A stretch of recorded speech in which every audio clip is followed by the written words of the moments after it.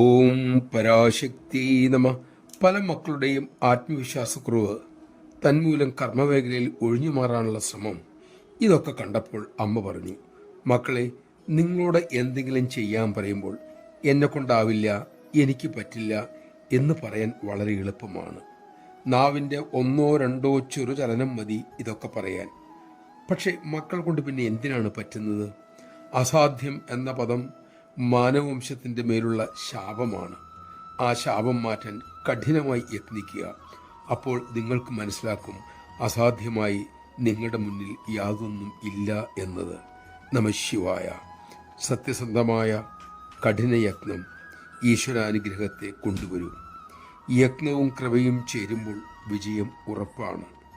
യോഗേശ്വരനായ കൃഷ്ണനും ധനുസുയർത്തിപ്പിടിച്ച പാർത്ഥനും, അതായത് ഈശ്വരകൃപയും കർമ്മവീര്യവും ചേരുന്നിടത്ത് അവിടെ ഐശ്വര്യവും വിജയവും ഉറപ്പാണെന്ന് ഗീത അരുളുന്നു.